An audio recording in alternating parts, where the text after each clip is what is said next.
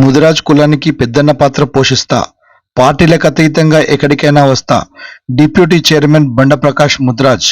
2016 మన ముదిరాజ్ సింహగర్జన తర్వాత పరిణామాలను కూడా ఆలోచిస్తే సింహగర్జన తర్వాతనే కొంత కదలిక వచ్చింది. సింహగర్జన తర్వాత 2017 జనవరిలో సుప్రీంకోర్టులో ఈ కేసు విచారణకు ఉండే అప్పటికి తెలంగాణ బీసీ కమిషన్ ఏర్పాటైనప్పటికీ కూడా వాళ్ళు అందులో పార్టీ కాలేని పరిస్థితి ఉండే. అప్పటికే 3-4 నెలల ముందే అయింది కాబట్టి వాళ్ళకు కూడా అవగాహన లేకుండే. పెద్దలు ఈటల రాజేంద్ర గారిని రిక్వెస్ట్ చేస్తే వారి ఆ కార్యాలయంలో ఒక సమావేశం ఏర్పాటు చేసి బీసీ మంత్రి గారు మరి బీసీ కమిషన్ చైర్మన్ సభ్యులందరినీ పిలిపించి ఈ ముదిరాల సమస్య మీద కీలక నిర్ణయం తీసుకోవాలి. 2010లో విచారణ జరిగిన తర్వాత 2012కు ఆ కమిషన్ కాల పరిమితి ముగిసే వరకు వాళ్ళెవరూ దాన్ని రిపోర్టు పంపలేని పరిస్థితి ఉండే. మరి 2014లో ప్రభుత్వం మారింది కాబట్టి అప్పటికి కూడా కాలే. దాదాపు ఇప్పటికీ ఒక 6 సంవత్సరాల కాలం దీని మీద ఏం జరగలేదు కాబట్టి దీని మీద వెంటనే తీసుకొని నిర్ణయాలు తీసుకోవాలని చెప్పి రాజేందర్ గారి కోరిక మేరకు తెల్లారే బీసీ కమిషన్ వాళ్ళు కూడా ఢిల్లీకి వెళ్ళి దాంట్లో వాళ్ళు కూడా ఒక పార్టీగా చేరడం జరిగింది. తెలంగాణ ప్రభుత్వం BC commission first time Telangana ప్రభుత్వం పార్టీ అయింది అందులో. అంతకుముందు ఆంధ్రప్రదేశ్ ప్రభుత్వం అనేది ఉండే. ఇది అయిన తర్వాత మనకు జరిగిన పరిణామం ఏంటంటే 2017లో ఒకసారి అవకాశం వచ్చింది హియరింగ్కు. మనకు సుప్రీంకోర్టు ఆదేశాల మేరకు రాష్ట్ర ప్రభుత్వం కూడా ఒప్పుకొని హియరింగ్కు నోటిఫికేషన్ జారీ చేసింది. కాకపోతే దురదృష్టం ఏంటంటే జారీ చేసిన నోటిఫికేషన్ మీద ఆ రోజు రాత్రికే ఎన్నికల కోడ్ వచ్చింది. లోకల్ బాడీ ఎన్నికల కోడ్ వచ్చింది. లోకల్ బాడీ ఎమ్మెల్సీ ఎన్నికల కోడ్. దాంతో ఆ హియరింగ్ని రద్దు చేయడం జరిగింది. దాని తర్వాత ఎప్పుడైతే నోటిఫికేషన్ వచ్చిందో మనని వ్యతిరేకించే కులాలు కొంచెం యాక్టివ్ అయినాయి. వాళ్ళందరూ రోజు సోమాజిగూడ ప్రెస్ క్లబ్ దగ్గర ఏదో ఒక కార్యక్రమం చేయడం, మనకు వ్యతిరేకంగా పత్రికల్లో వార్తలు రావడం. ఒక రకంగా ఏంటంటే ఈటల రాజేందర్ గారు కూడా అప్పుడు ఏంటంటే వాళ్ళందరినీ పిలిచి మాట్లాడదాం, ఇది ఘర్షణ వాతావరణంలో తెచ్చుకునేది కాదు, మనం అందరినీ కూర్చోబెట్టి మాట్లాడదామని ఇక్కడనే 12లో క్వార్టర్లో వాళ్ళు ఉండే. అనేక సందర్భాల్లో మేము రజక సోదరులతోటి, బెస్స సోదరులతోటి, వడ్డెర సోదరులతోటి కూడా వారి సమక్షంలో చర్చలు జరిపినాం. ఘర్షణ వాతావరణం లేని విధంగా మనం రిజర్వేషన్లు సహకరించడానికి వాళ్ళని కూడా కన్విన్స్ చేద్దామన్న ఉద్దేశంతో మాట్లాడడం జరిగింది. జరిగినప్పటికి కూడా ఫలితం అయితే ఏం రాలేదు మాకు. సరే, ఇది ఇట్లాగే పోతున్న క్రమంలో దాదాపు 2018 ఎన్నికల వరకు కూడా సాధ్యం కాలే. 2018 ఎన్నికల సందర్భంగా కూడా ప్రభుత్వాన్ని మేము అందరం కోరినాం, తప్పకుండా మీరు సహకరించండి, మా బీసీడీ నుంచి ఏ అంశమే మాకు కీలకంగా అంశంగా ఉన్నదంటే, సరే మిగతా అంశాలన్నీ మేము చేస్తున్నాం, ముదిరాలకు సంబంధించిన దానికి మేము ఇట్లా భవనాలు ఇచ్చినాం, అట్లాగే అనేక రకాలుగా మీకు 1000 కోట్ల బడ్జెట్ ఇచ్చినాం, మరి మత్స్యకారుల పేరు మీద ఇచ్చినాం, అట్లా అనేక కార్యక్రమాలు చేస్తున్నాం. దీంట్లో కూడా మేము సానుకూలంగా ఉన్నాం కాబట్టి కొద్ది రోజులు ఓపిక పట్టండి అని చెప్పి వాళ్ళు కోరడం జరిగింది. ఈటల రాజేందర్ గారి నాయకత్వంలో ఉన్నాం కాబట్టి మేమందరం కూడా దాదాపు ప్రభుత్వ ధోరణి కొంత తీవ్రంగా మేము ఒత్తిడి పెట్టలేకపోయినాం. అన్న, మీకు ఎంపీగా ఇచ్చినాక మీ ఎంపీ నిధులు అనేది దేనికి ఖర్చు పెట్టారన్న? ఏమైనా నేను మెంబర్ ఆఫ్ పార్లమెంట్ అయిన తర్వాత నాకు 5 కోట్ల రూపాయలు ప్రతి సంవత్సరం నిధులు ఉన్నాయి. కాకపోతే ఒక సంవత్సరం కాగానే కరోనా వచ్చింది కాబట్టి నిధులు ఆపేసాం. ఒక సంవత్సరం 1 ఇయర్ కాగానే 2 ఏళ్ళు నిధులు ఆపేసాం. ఇప్పుడు 2 ఏళ్ళు నిధులు ఆపి 1 ఇయర్ నిధులు ఇచ్చాను. 1 ఇయర్ నిధులలో కూడా నాకు 5 కోట్ల నిధుల్లో దాదాపు 3,50,00,000 మన ముదిరాజ్ భవనాలకే ఇచ్చిన. ముదిరాజ్ భవనాలకు ఇచ్చిన. అందులో ముఖ్యంగా ప్రధానంగా ఒక 50 లక్షల రూపాయలు ఆ రోజు కరోనా టైంలో ఆసుపత్రుల కోసం ఇచ్చిన. గవర్నమెంట్ ఆసుపత్రి డొనేట్ చేయాలంటే ఇచ్చింది. దాంట్లో తప్పనిసరి వాళ్ళకు కొంత బిపాప్ మిషన్లు, అవును, కరోనా పేషెంట్లకు ఆక్సిజన్ సరఫరా చేయడం కోసం పెట్టాల్సిన మిషన్లు, ఎక్విప్మెంటు, మొబైల్ ఎక్స్రే యూనిట్స్కు ఇచ్చిన, అంబులెన్స్ ఇచ్చిన. 1 కోటి రూపాయలు పాఠశాల విద్యకు ఇచ్చిన. ఏదైతే ఇలా కార్పొరేట్ విద్య అంటున్నాము మనము, డిజిటల్ విద్యా విధానం, ఆ యూనిట్స్ అన్నీ ప్రభుత్వ పాఠశాలలో, ఎక్కడైతే హైయెస్ట్ స్ట్రెంత్ పేద పిల్లలు ఎన్రోల్ అయి ఉంటారో, బాగా నడుస్తున్న పాఠశాలలు ఉన్నాయో, ఎక్కడైతే ఒక హాలు ఉండి దాన్ని డిస్ప్లే చేసుకోవడానికి అవకాశం ఉందో వాళ్ళకు 1 కోటి రూపాయలు పాఠశాలకు ఇచ్చిన. దాని తర్వాత నేను ఎమ్మెల్సీ అయిన తర్వాత కూడా వచ్చిన నిధుల్లో అంటే ఇప్పుడు 3 కోట్లలో 1 కోటి రూపాయలు స్కూళ్ళకి ఇచ్చిండ్రు, 50 లక్షలు హాస్పిటల్కి ఇచ్చారు, 2 కోట్లు 3.5 కోట్లు ముదిరాజ్ భవనాలకి ఇచ్చిన. దాంట్లో 1 కోటి రూపాయలు మన కోకాపేటలో కాంపౌండ్ వాల్ కట్టడానికి ఇచ్చిన. కాంపౌండ్ అందులో 1 కోటి రూపాయలు, 50 లక్షలు వరంగల్లో ముదిరాజ్ భవనానికి ఇచ్చిన. మిగతా 2 కోట్ల రూపాయలు రాష్ట్ర వ్యాప్తంగా ముదిరాజ్ భవనాలకి ఇచ్చిన. దాంట్లో ఒక భవనం మొన్ననే నేను పోయి దుబ్బాక నియోజకవర్గంలో భూంపల్లి మండల కేంద్రంలో మొన్న ప్రారంభించి వచ్చిన. దానిలో నేను ఇచ్చిన 10 లక్షలతోటి ఆ పనులు ప్రారంభమైనాయి. మిగతా మిత్రులు ఇచ్చిన వాటితోటి అది కంప్లీట్ అయింది. మొన్న తెలంగాణ రాష్ట్రం ఏర్పడ్డాక మన ముద్రాజులకు ఎన్ని జిల్లాలు, ఎన్ని ఎకరాల సుమారుగా ఏమైనా చెప్పగలుగుతారన్న?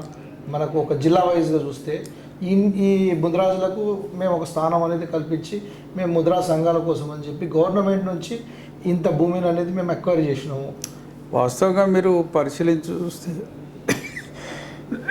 కోకపేట 2018లో తీసుకున్నాం 5 ఎకరాలు, 5 ఎకరాల స్థలం, 5 కోట్ల రూపాయలు. సిద్దిపేటలో మరి హరీష్ రావు గారి సహకారంతో, అది ఎప్పుడో ల్యాండ్ ఉండే కదన్నది, ఎప్పుడో కాదు, దాదాపు 2018 ఆ ప్రాంతంలో మేము రిక్వెస్ట్ చేసినాం. ఆ ల్యాండ్ రిక్వెస్ట్ చేస్తే వారు ఇస్తా అన్నారు. 2018 తర్వాతనే ఇచ్చింది ఆ ల్యాండ్. అది 7 కోట్లు పెట్టి ఏసీ హాల్ కట్టింది. దాంట్లో మేము రిక్వెస్ట్ ఏం చేసినామంటే భూమి పూజకు పోయిన రోజు, అన్న మాకు ఇచ్చేటోళ్ళు ఇస్తున్నారు, మీ దగ్గర ఒక రెడ్డి భవనం కూడా ఉంది, దాంట్లో ఎయిర్ కండిషన్ ఉన్నది, మాకు కూడా అటువంటి భవనం ఉంటే బాగుంటుందని సంతోషం ఉంది అంటే ఇమీడియట్గా అనౌన్స్ చేసినారు వాళ్ళు. ఇలా దాదాపు 8 కోట్లు ఖర్చు అయింది ఆ భవనానికి. 8 కోట్లతో ఇలా ఎయిర్ కండిషన్ భవనం ముదిరాజుల ఆధ్వర్యంలో బాలరంగం గారు చైర్మన్గా మరి కమిటీ వేసుకొని ఇవాళ మనం నడుపుకుంటున్నాం. అది కాక అక్కడే ఇప్పుడు 8 కోట్లు సిద్దిపేట జిల్లాలో ఒక ముదిరాజ్ భవనం ఇచ్చినప్పుడు కోకాపేటలో 5 ఎకరాల భూమికి 5 కోట్లు ఇవ్వడంలో అంతర్యం ఏముందన్న? అంటే స్టెప్ బై స్టెప్ పెంచుకుంటూ పోతాం పెంచుకోవడానికి పోవడానికి. యాక్చువల్గా మేము భవనం వర్క్స్ స్టార్ట్ చేసేటప్పుడు దాదాపు 7వ నెలలో స్టార్ట్ చేసినాం 2023. ఓకే, 6-7 నెలలో స్టార్ట్ చేసినప్పటికీ భవన నిర్మాణం పనులు అవుతున్న క్రమంలో భారీ వర్షాలు పడ్డాయి హైదరాబాద్లో. దాంతో చేసిన పని కూడా కొట్టుకుపోయింది. అయినప్పటికీ 1-2 మంత్స్ అక్కడికి పోయే పరిస్థితి కూడా లేదు. ల్యాండ్ అంతా బురదతోటి వాటితోటి వాటర్ తీసేస్తుంటే కూడా లాగింగ్ ఏరియాస్ బాగుండే. అంటే హిల్ ఏరియాలో ఉంది కదా? హిల్ ఏరియా ఉంది, కానీ కొన్ని హోల్స్ కూడా తీసినాం మేము. అవును, గుంతలు అయితే గుంతలను తీసినాం, మీరు ఇప్పటికి కూడా కనబడతాయి గుంతలు తీసింది. అయితే ఈ లోపల వచ్చిన ప్రాబ్లం ఏంటంటే ఎలక్షన్ కోడ్ వచ్చింది, ఎన్నికల వాతావరణం వచ్చింది, ప్రభుత్వం పోయింది, మొత్తం బీసీ భవనాల మీద ప్రభుత్వ దృక్పథం మారింది. వాళ్ళు ఎవరికి పైసలు ఇచ్చేది లేదు అని చెప్తారు. నిజంగానే మనం ధైర్యం చేసి కడితే కూడా పైసలు వచ్చే పరిస్థితి లేదు, బిల్లులు వచ్చే పరిస్థితి లేదు. ఇప్పటికీ అదే పరిస్థితి. అసలు ఇప్పుడు 5 కోట్లు ఉన్నాయా, అయిపోయినాయి? 5 కోట్లు అయితే అప్పుడు రద్దు కాకుండా నేను ఆపగలిగిన. మిగతా భవనాలకు ఇచ్చిన పైసలు రద్దు అయినాయి. మళ్ళీ ఇప్పుడు బడ్జెట్లో పెడుతున్నారు 100 కోట్లు బీసీ భవనాలకని పెడుతున్నారు, కానీ ఇస్తారా ఇయ్యరా అనేది గ్యారంటీ లేదు. కొంతమంది ఏమంటున్నారంటే, మన ముదిరాజు నాయకులు ఏమంటున్నారంటే, ఇది టెండర్ కాల్ ఫర్ చేసేసి ఇప్పుడు కుర్మ గొల్ల సంఘం ఉంది, అట్లనే కట్టేది ఉండే, అయితే అది కాకుండా మనము ఓన్ అండర్టేక్ చేసుకున్నాం కాబట్టి ఈ పరిస్థితి ఏర్పడ్డది. ఇంకోటి ఇప్పుడున్న కాంగ్రెస్ గవర్నమెంట్లో రూపాయి కూడా లేదు అన్న ఒక్క మాట మీకు చెప్తా. గొల్ల కుర్మ భవన్ తోటే మన భవనం కూడా టెండర్ అయింది. టెండర్ అయిన భవనాన్ని వద్దనుకొని మన ఈటల రాజేంద్ర గారు వద్దు ఇంత కాదు మంచి కట్టుకుందామని చెప్పి వాటి డిజైన్ మార్చినారు. ఒకవేళ అదే భవనం అయితే 25,000 స్క్వేర్ ఫీట్లోనే అయ్యేది. దాంట్లో ఫంక్షన్ హాల్ లేదు. ఇవాళ మీరు పోయి చూడండి, దాంట్లో 200 మందితో కూడా మీటింగ్ పెట్టలేము మనం. అవును, ఆ పరిస్థితి కాదు. ఇందులో ఆ భవనం మొత్తం విస్తీర్ణం 25,000 స్క్వేర్ ఫీట్, ఓకే, 3 ఫ్లోర్లు. 3 ఫ్లోర్లు. మనం కట్టబోయే భవనంలో ఒక ఫ్లోర్, ఒక గ్రౌండ్ ఫ్లోరే మనం ఫంక్షన్ హాలే 38,800 స్క్వేర్ ఫీట్. అంటే సెల్లార్ ఉండదన్న, ఓన్లీ గ్రౌండ్ ఫ్లోర్ ఉంటుంది. మేము అప్పుడు ఒకటి గ్రౌండ్ ఫ్లోర్కే తీసుకున్నాము, ఒక గ్రౌండ్ ఫ్లోర్. ఇటువంటి 6 ఫ్లోర్లు కడతాం, ఇంకా ప్లస్ 6కి పర్మిషన్ ఇచ్చారు. అన్నిటికీ గవర్నమెంట్ జీవో ఇష్యూ చేసింది మనకు. గవర్నమెంటే జీవో ఇచ్చింది 7 ఫ్లోర్లకు. ఫస్ట్ బిల్డింగ్ అసలు ఈ రాష్ట్రంలో 7 ఫ్లోర్లకు పర్మిషన్ తెచ్చిందే ముదిరాజ్ డెవలప్మెంట్ ట్రస్ట్. ఓకే, మనం పర్మిషన్ కూడా తెచ్చుకున్నాం. ఓకే. గ్రౌండ్ ఫ్లోర్కు సంబంధించి మొత్తం గ్రౌండ్ ఫ్లోర్ నిర్మాణానికి ప్లాన్ కూడా వేసుకున్నాం. గ్రౌండ్ ఫ్లోర్ నిర్మాణానికి 14 కోట్ల రూపాయలు ఖర్చు అయితేనా అంచనా వేసినాం అప్పట్లో. దానికి 5 కోట్ల రూపాయలు ఆల్రెడీ మనకు శాంక్షన్ ఉంది. ఇంకొక 5 కోట్ల రూపాయలు ఇస్తామన్న హామీ కూడా ఉండే. దాంతో కొంచెం వర్క్ స్టార్ట్ చేసినాం మేము. వర్క్ స్టార్ట్ చేసే వరకు ఈ మధ్యలో వచ్చిన భారీ వర్షాలు దానివల్ల ఆగిపోయి, ఎన్నికల కోడ్ వచ్చి ఎన్నికలు అయిపోయినాక మొత్తం రద్దు అయ్యేటప్పటికి అన్ని ఆశలన్నీ కుంటుపడ్డాయి కాబట్టి చేయలేదు. గవర్నమెంట్ పోయిన తర్వాత ఈ గవర్నమెంట్కి ఒక విజన్ లేదు, బీసీ భవనాల మీద ఒక ఆలోచన లేదు. అసలు డబ్బులు ఉన్నాయన్న? డబ్బులు కాగితాల మీద ఉంటాయి, మనకి చేతికి వచ్చుడు కష్టం. ఎవరితో పని చేయించినా బిల్లు ఇప్పించుడు కష్టం. ఆ పరిస్థితి ఉంటుంది కాబట్టి మేము కూడా ధైర్యం చేయలేదు. ఎందుకంటే ఈ 2.5 సంవత్సరాల్లో మీరు అందరూ చూస్తున్నారు, మేము ముదిరాజ్ ఫైనాన్స్ కార్పొరేషన్ అది, దానికి కూడా డబ్బులు ఇవ్వలేదు. మరి ఇలా మత్స్య పరిశ్రమలో కూడా మనం అంతకుముందు అనేక కార్యక్రమాలు చేసినాం, దానికి కూడా ప్రభుత్వం నిధులు ఇవ్వడం లేదు. అటువంటిప్పుడు మేము ప్రభుత్వం మీద నమ్మకం పెట్టుకొని పని స్టార్ట్ చేసి ఇబ్బంది పడతామనే ఆలోచనతో ఉన్నాం.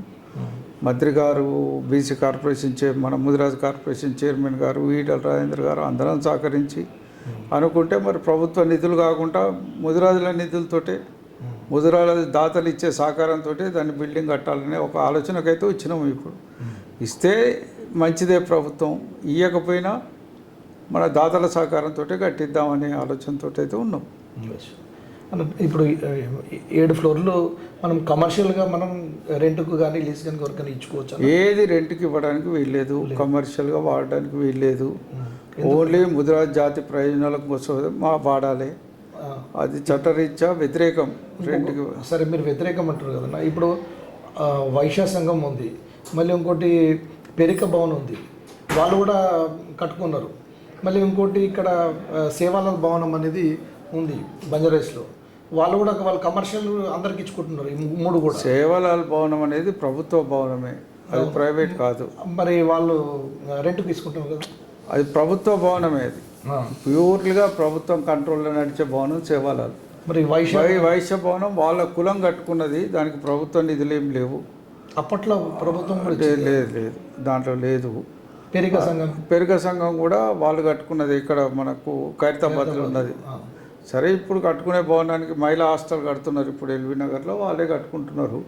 ఇప్పుడు అక్కడ కూడా పెరక భవనం కొంత కట్టిండ్లు, ఆగిపోయింది వాళ్ళది. ఇప్పుడు డబ్బులు ఇవ్వకపోతే, ప్రభుత్వం బిల్లు ఇవ్వకపోతే వాళ్ళది ఆగింది. ఇలా బెస్త భవనం కూడా కొంత కట్టుకున్నారు, ప్రభుత్వం పైసలు ఇవ్వకపోతే ఆగిపోయి ఉన్నది మధ్యలో.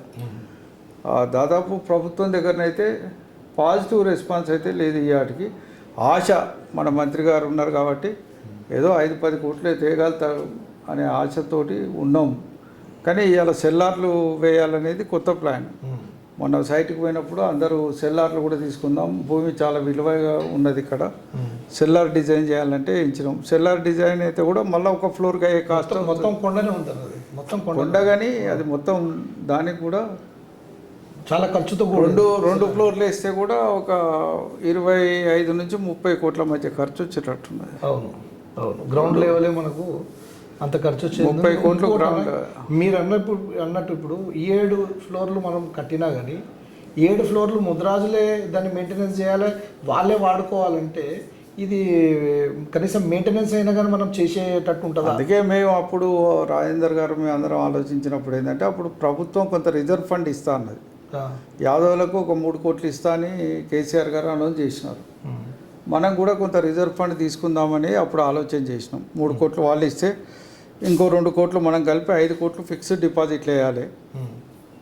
అవి జీతభత్యాలకు, పవర్కు, వాటర్కు, వాటికి మెయింటెనెన్స్ ఛార్జెస్, దాని మీద వచ్చే ఇంట్రెస్ట్ తోటి వాడాలి అనేది మేము ఆలోచన చేసినాం. అప్పుడు మన అవసరాలకు తగ్గట్టుగా రిజర్వ్ ఫండ్ అనేది ఉండాలని. తర్వాత కాలంలో కూడా ఇప్పుడు ఫంక్షన్ హాల్ మీద వచ్చే ఆదాయంలో ఒక 10% ఎప్పటికీ రిజర్వ్ ఫండ్లకు పంపాలి. ఇప్పుడు ముద్రాజ్ ఫంక్షన్ హాల్ చేశారనుకున్నా, ఇప్పుడు ఓన్లీ ముద్రాజులకే ఫంక్షన్ హాలే ఎవరికైనా ఇచ్చుకోవచ్చా? మొదటి ప్రియారిటీ ముద్రాజులకు ఉంటుంది. అది కమర్షియల్ అయినట్టే కదన్నా? అట్లేం లేదు, ఫంక్షన్ హాల్ మనకు ఉన్నది కాబట్టి మనం వాడుకోవచ్చు. ఫంక్షన్ హాల్ చేస్తే దాన్ని రిస్ట్రిక్ట్ చేయడానికి వీల్లేదు ప్రభుత్వం కూడా. మిగతా వాటికి మనం దాన్ని రెంట్కి ఇస్తే, ఎవరికైనా లీజ్కి ఇస్తే తప్పవుతుంది. మనం లీజ్కి ఇవ్వం, ఓన్లీ ఎవరైనా వాడుకుంటారు పోతారు. అట్లాగే పైన కొన్ని సెమినార్ హాల్స్, చిన్న seminar halls, major seminar halls, అట్లాగే class rooms, digital class rooms, అట్లాగే మన మ్యూజియము, లైబ్రరీలు ఉంటాయి. రెండోది ఇంకో ఆలోచన కూడా ఏంటంటే మన పిల్లలకు skill development training centres. Skill development మన పిల్లలకే ఇస్తాం, కాకపోతే దానికి కావాల్సిన నిధులు ప్రభుత్వం దగ్గర తెచ్చుకుంటాం. కాబట్టి మన పిల్లలున్నా దానికి హాస్టల్ ఛార్జీలు వస్తాయి, భోజన ఛార్జీలు వస్తాయి, మన మీద భారం పడేది. అట్లా కూడా కొంత మనం మెయింటైన్ చేయొచ్చు అనేది ఆలోచించినాం. అనేక ఆలోచనలు ఉన్నాయి దాని మీద, దాన్ని ఇంప్లిమెంట్ చేయగలిగే రోజు రావాలని కోరుకుంటాం, అంతే మించి వేరే ఏం లేదు.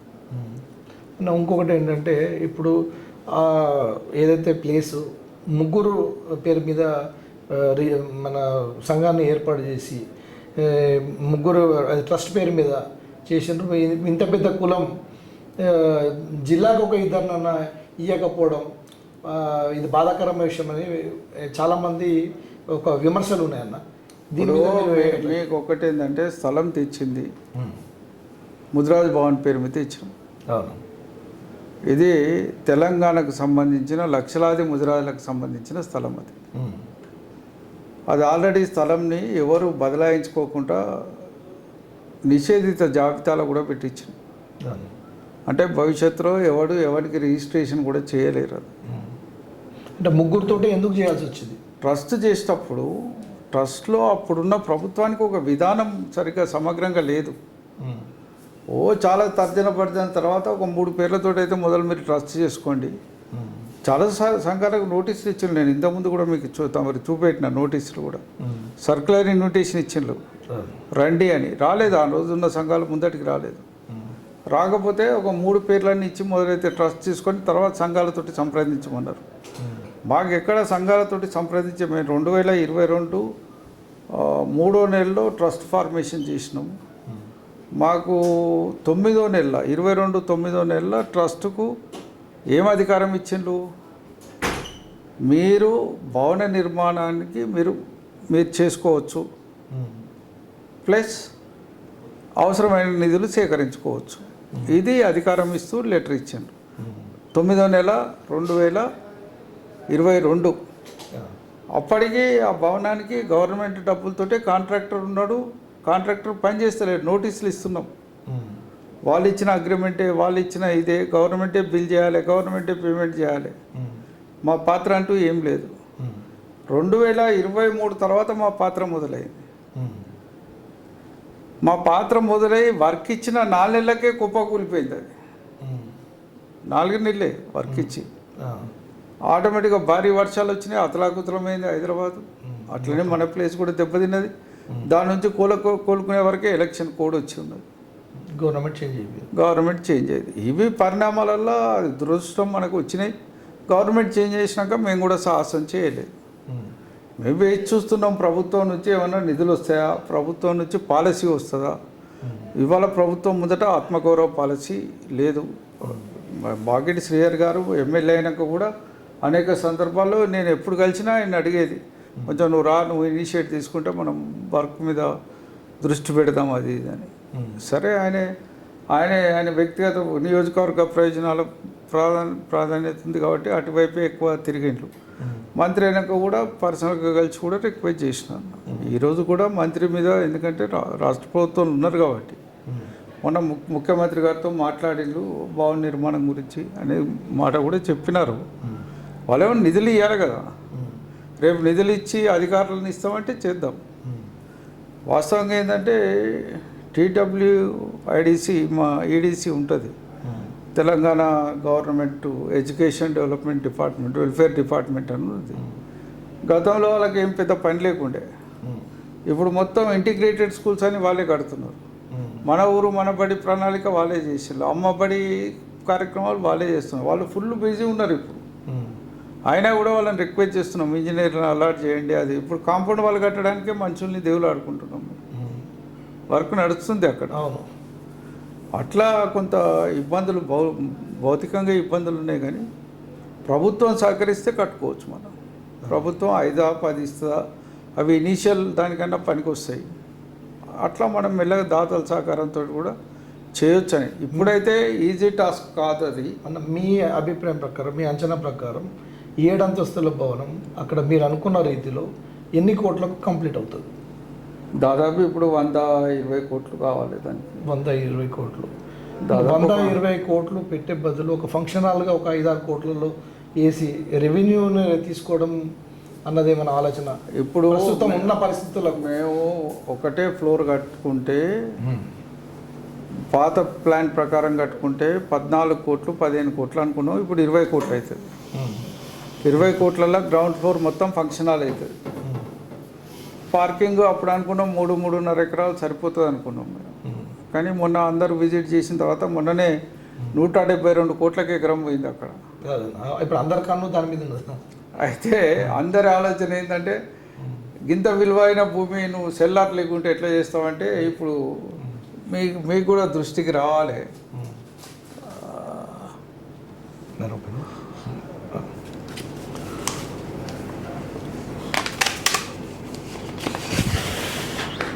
ఇదంతా సెల్లార్కు నువ్వు ప్లాన్ మళ్ళీ డిజైన్ కూడా చేయించిన. 2 సెల్లార్లు 8 ఫ్లోర్లు. దీనికి ఎస్టిమేషన్ కూడా వేయించిన.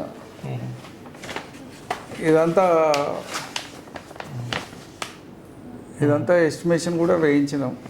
జరిగింది. యాక్చువల్గా దీనికి వాళ్ళ అంచనా ఉంటుంది, భారీగానే ఉంటుంది. కాకపోతే మనమే కట్టుకుంటాం కాబట్టి ఇంజనీర్లు వేసిన అంచనా కంటే కొంత తక్కువ జరుగుతుంది మనకు. దాదాపు ఒక 60-70-80 కోట్లల్లో మనం దీన్ని సంపూర్ణంగా పూర్తి చేయవచ్చు అనేది అని ఈ రోజు అంచనా. కానీ అది కంప్లీట్ అయ్యే వరకల్లా 100 కోట్లు కంపల్సరీ. అంటే కులమంతా ఒక్క తాటి మీదకి వస్తే అది పెద్ద అంచనా లెక్కలేంది కాదు. అప్పుడు హిందువులు రామాలయం ఇది రామాలయం. ఇప్పుడు ముదిరాజులు కూడా నేను కోరుకునేది ఏంటంటే, ముదిరాజులు ప్రతి ఇంటి నుంచి కూడా వస్తే కానీ ఇందులోంచి బయటపడడం. ఒక ఇటుకకు సరిపోయే పైసలు ఒక 100 రూపాయలు, 200, 300, 500 వాళ్ళ శక్తి ఉన్న కాడికి. ఇంట్లో ఎంతమంది ఉంటే అన్ని 100 వాళ్ళు ఇవ్వగలిగితే చాలు. మనం ఎంతమంది ఉంటే 40 లక్షల మంది ఉన్నాం మనం. ఇంట్లో ఎంతమంది ఉన్నారో వాళ్ళు ఒక 100 రూపాయలు. ఇంట్లో భార్య భర్త ఉంటే 200, 2 పిల్లలు ఉంటే ఇంకో 200, అట్లా ఒక 400 రూపాయలు వాళ్ళు కాంట్రిబ్యూట్ చేయగలిగితే జాతి మహోన్నతంగా అద్భుతంగా ఆ భవనాన్ని నిర్మాణం చేయవచ్చు. దానికి కమిటెడ్గా పనిచేసేవాళ్ళు, చిత్తశుద్ధితోటి అక్కడ ఉండి పనిచేసేవాళ్ళు, సొంత లాభం మానుకొని కొంత సమాజానికి సేవ చేయాలనే ఆలోచన ఉన్నవాళ్ళు, స్వార్థం లేకుండా అక్కడ కూర్చొని దాన్ని చూసేవాళ్ళు, భవిష్యత్తు తరాల గురించి ఆలోచించేవాళ్ళు. ఏవైనా చేస్తే అద్భుతంగా చేయగలుగుతాం దాన్ని. ఎందుకంటే భవనం కట్టడం ఒక్కటే కాదు, ఆ భవనంలో మనం ఏ కార్యక్రమాలు చేయాలి, ఏ కార్యక్రమాల్లో జాతి పురోగతి సాధ్యమవుతుంది, దాంట్లో ఎంతమంది పిల్లల్ని మనం నిష్ణానితులు చేయగలుగుతాం, ఎంతమంది పిల్లలకు ఫ్యూచర్ ఇవ్వగలుగుతాం, ఎంతమంది పిల్లల్ని కాంపిటేటివ్ ఎగ్జామ్ వైపు మోటివేట్ చేయగలుగుతాం, లేదా ఇండస్ట్రియల్ ప్లేస్మెంట్స్ సాఫ్ట్వేర్ కావచ్చు, మిగతా కావచ్చు, అనేక రంగాల సంస్థలతో ఎట్లా అనుబంధం పెంచుకోగలుగుతాం, అఫిలియేట్ చేయగలుగుతాం. అన్న ఇప్పుడు 3 అది స్టార్ట్ చేసినాం మనం, దాన్ని ఎక్స్పాండ్ చేసే అవకాశం అయితే ఉంది కదా. ఇది మీకు 3 అనేది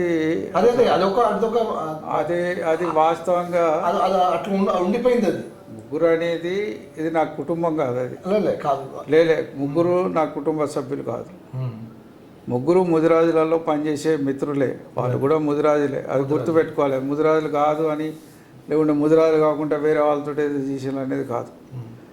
వాళ్ళు నాకు వ్యాపార భాగస్వాములు కాదు. మేము ఒక మంచి ఉద్దేశంతో, సదుద్దేశంతో మరి ముగ్గురితోటి ఆ రోజు స్టార్ట్ అయింది. It should be expanded. ఆ రోజైనా ఈ రోజైనా మేము నమ్మిన విలువ ఏంటంటే దీన్ని ఎక్స్పాండ్ చేయాలి. ఎక్స్పాండ్ చేయడం అనేది ఎట్లా ఉండాలంటే community should go in as a one voice, ఒకే మాట కింద పోయే విధంగా ఉండాలి. ఒకరొక దిక్కు ప్రక్రియ అనేది అక్కడ ఆగిపోయిందని వాళ్ళు అక్కడ ఆగిపోవడానికి రకరకాల కారణాలు ఉన్నాయి. ఇప్పుడు మేము 2022లో అది చేసినాడు. సంఘాలు ముందటికి రాలేదు, లేదు ఆ పనిలో భాగస్వామ్యం కాలేదు, లేదా మేము చేస్తున్న కార్యక్రమాల్లో ఒక్కరోజు కూడా ముందటికి వచ్చిన వాళ్ళు కాదు. ఇదేమైందంటే ప్రభుత్వం మారినాక గొంతులు విప్పిండ్లు, పోనీ మారితే విప్పిండ్లు. ఈ 2 ఏళ్ల కాలంలో ఆ ప్రభుత్వంలో ఏం కార్యక్రమం చేసిండ్రు చెప్పండి. మరి మా మీద సరే మేము స్టాండ్ స్టిల్కి వచ్చినాం, అక్కడ ఆగిపోయినాం. ఇవాళ ముదిరాజు కార్పొరేషన్ వచ్చింది. ఏమన్నా మరి మీరు అంతా పోయి ఒత్తిడి పెట్టి వాళ్ళతో పైసలు తెప్పించి ఏమన్నా ముదిరాజులకు కార్యక్రమం చేయించిట్లా? లేదు. ముదిరాజు కార్పొరేషన్ దగ్గరనే కట్టియండి, ఇప్పటికైనా మేము సిద్ధంగా ఉన్నాం. కార్పొరేషన్కి 50 కోట్లు 100 కోట్లు ఇచ్చి నిర్మాణం చేయించండి. We're ready to face. మేము ఎవరిని కించపరచలేం కదా. మేము కూడా పలు సందర్భాల్లో అడిగినామన్నా. ఇవాళ వాళ్ళు ఒక లెటర్ ఇచ్చిండ్రు, మాకు కార్పొరేషన్కి అప్పచెప్పండి అని. బీసీ కార్పొరేషన్కి ఒక లెటర్ ఇచ్చిండ్రు, ముదిరాజు కార్పొరేషన్కి ఇది అప్పచెప్పమని. Today also will welcome. అసలు ఈ చట్టం ఉన్నదా? కోఆపరేటివ్ యాక్ట్ కిందట నువ్వు నిధులు జమ చేయడానికి కానీ ఖర్చు పెట్టడానికి చట్టం లేదు. దాంట్లో చట్టం చేసుకోండి మీరు. అసలు మన కార్పొరేషన్కే ఈ రోజు వరకు జీవో లేదు. మేము అనకూడదు అన్న. ఇప్పుడు మీరు ప్రతిపక్షంలో ఉన్నారు, మీరు ప్రతిపక్షంలో ఉండి కార్పొరేషన్కి నిధులు ఇవ్వలేదు అని ఒక వాయిస్ అనేది ఎందుకు మీరు సభలో నేను మాట్లాడినా మీరు చూడండి. వాళ్ళకి కావాలంటే నేను పెడతాం, మళ్ళీ పెడతాం మీకు సభలో. నేను రేవంత్ రెడ్డి గారికి దాకా ప్రభుత్వాన్ని ఖచ్చితంగా నిలదీసినాం మేము. మాకు ఇప్పుడు ఓన్లీ ముదిరాజ్ కార్పొరేషన్ చైర్ మాత్రమే ఇచ్చారు. నేను ఒక్క మాట చెప్తా, ఒక్క ముదిరాజ్ కార్పొరేషన్ కాదు, అనేక బీసీ సంఘాలకు నిధులు ఉన్నాయి. నిధులు లేవు, దండం పెడతా మీకు. తప్పు మీ అభిప్రాయం. ఎస్సీ కార్పొరేషన్ ఇస్తున్నారు, అవి పక్కన లేదు చెప్తా వినండి. ఏవైతే ప్రభుత్వం హామీ ఇచ్చి బీసీ కార్పొరేషన్లు అనేకం ఏర్పాటు చేసిందో అన్నిటికీ 50 కోట్ల నిధులు బడ్జెట్లో పెట్టారు. ఏమైంది? మన కార్పొరేషన్ ఏర్పాటు చేసి మన అధ్యక్షుడు పదవి బాధ్యతలు స్వీకరిస్తున్నారు. ఎవరైనా ఏ కులం వాళ్ళైనా చేస్తున్నారంటే ఆ కులం అంతా ఆశపడి జీపులు వేసుకోనో బండ్లు వేసుకోనో జెండాలు పట్టుకోనో లేకుంటే చాలువాలు పట్టుకోనో వస్తే సన్మానం చేసే, దండం పెట్టే, దండలు వేసే పాయ. మరి ఆ కులాలకు ఏమైనా పైసలు ఇచ్చినావా? ఈయాటి వరకు అన్న స్కీమ్ ఇచ్చినావా? ఏమన్నా స్కీమ్ అలాట్ చేసినావా? ఒక్కరోజన్నా? నేను లాస్ట్ టైం కూడా నేను చెప్పిన, మీరు రాజీవ్ యోగ వికాసం అని పెట్టిండ్రు, దాంట్లో ఏదో పర్సెంటేజ్ అన్నారు, బీసీలకు పర్సెంటేజ్ అన్నారు. నా ముదిరాజులకు ఎంత పర్సెంటేజ్ వస్తుందో కార్పొరేషన్కి ఇచ్చే. కనీసం నా అధ్యక్షుడు అన్న ఆ చెక్కులు పంచితే కనీసం నా బిడ్డలన్న బాగా సంతోషపడతారు కదా, మా చైర్మన్ గారు నాకు చెక్ ఇచ్చిండని. గత ప్రభుత్వంలో అల్పసంఖ్యాకులైన బ్రాహ్మణ సమాజానికి 100 కోట్లు వాళ్ళు తీసుకొని వాళ్ళ కార్పొరేషన్ వాళ్ళు బ్రాహ్మణ అందరికీ వాళ్ళు తీసుకున్నారన్న. 100 కోట్లు వాళ్ళు ఖర్చు పెట్టుకున్నారు. వాళ్ళు అట్లా మాకు ఇప్పుడు ముద్రాజ్ కార్పొరేషన్ ఇచ్చి 1 కోటి రూపాయలు కూడా బ్యాంక్ బ్యాలెన్స్ మేము అంటే సరే. ఇప్పుడు ప్రభుత్వ వైఖరి గురించి నాకేం తెలియదు. ఆ రోజులో ప్రశ్నించాలన్నా ప్రశ్నించినాం. మేము ప్రశ్నిస్తున్నా. నేను మాట్లాడేటి అన్నీ మీరు వినండి. నేను కావాలంటే మీకు వీడియోలు కూడా పెడతాను. నేను శాసన మండలిలో నేను కొంత నా పరిధి దాటి కూడా ప్రశ్నించిన. బహుశా నేను అనుకుంటా ఆ వాయిస్ వెళ్ళలేదని రావట్లేదు వాళ్ళు. ఇవే కాదు అంటే మీరు ఒక మాట అన్నారు, ఎస్సీ ఎస్టీలకు పైసలు ఇస్తారని. మొన్న నేను మాట్లాడిన దాంట్లో చెప్పిన, ఎస్సీ ఎస్టీ సప్లాన్ నిధులు తప్పనిసరిగా ఖర్చు పెట్టాల్సిన నిధులు కూడా ఖర్చు కాకుండా మళ్ళీ ఇంకో సంవత్సరానికి దాన్ని ట్రాన్స్ఫర్ చేస్తున్నారు. నేను గౌరవ డిప్యూటీ సీఎం గారిని కూడా నేను అడిగిన, మన బీసీ మంత్రి గారిని అడిగిన, ఏం దుస్థితి ఇది మాకు? 2 ఏళ్లలో 11,000 కోట్లు బీసీలకు పెట్టిండ్రు, మీరు 21,000 కోట్లు పెట్టిండ్రు, దాని 4 కోట్లు కూడా ఖర్చు పెట్టలే. మీ అవన్నీ రద్దయ్యే పైసలే కదా. ఇక మళ్ళీ ఏమైతే ఈ సంవత్సరం బడ్జెట్ అయిపోగానే గంగలో కలిసిపోతాయి. కనీసం ఒక సబ్ ప్లాన్ పెట్టి 10,000 కోట్లన్నీ ఇవ్వండి. 20,000 కోట్ల మాట దేవుడు ఎరుగు. వాళ్ళు సబ్ ప్లాన్లో 20,000 కోట్లు ఇస్తా అని హామీ ఇచ్చారు. అది పక్క పెట్టు, ఎంత ఇస్తావు గంతే ఇయ్యి. కానీ ఈ సంవత్సరం ఖర్చు కాకపోతే వచ్చే సంవత్సరం అన్న ఖర్చు అవుతుంది. అట్లా మనకు అక్యుములేట్ అయ్యి కనీసం బీసీ బిడ్డల కోసం ఏదన్నా స్కీమ్కు పనికొస్తాయి. ఆ మాట నేను కౌన్సిల్లో లేచి మరీ స్పష్టంగా చెప్పిన దుర్మార్గమైన చర్య. అది ఎస్సీ ఎస్టీ మైనార్టీ బీసీలకు మొత్తం వర్తిస్తున్న ఇదేమిటంటే పేరుకు మాత్రమే పైసలు పెడతారు, ఖర్చు పెట్టరు. నేనన్నా స్కీములు లేవా, మా మనుషులు లేరా, బీసీలు లేరా, ఎస్సీలు లేరా, ఎస్టీలు లేరా, జనాభా లేకుంటున్నావా, లేకుంటే మాకు మీ పని చేసేటానికి మనసు లేకుంటున్నాడు వాడు. మాకు పైసలు ఇస్తే ఎందుకు ఖర్చు పెట్టారండి? మాకు పైసలు ఇచ్చిన బడ్జెట్లో వాడి పని ఏంది, ఖర్చు పెట్టాలి కదా, వాడు ఎందుకు పెడతలేడు? అన్న కుర్మ గొల్లలకు గొర్రెలు ఇచ్చి వాళ్ళు అది చేసుకున్నారు అంతట్లో గతంలో. మనకు అట్లాంటి అవకాశాలు కూడా. మీకు ఒక్క మాట చెప్తా, గతంలో మేము చేసిన కార్యక్రమం ఒకటి చెప్తున్నా. చరిత్రలో నిలబడే విధంగా మత్స్యకారుల సంక్షేమానికి 1000 కోట్లు తెచ్చినాం మేము.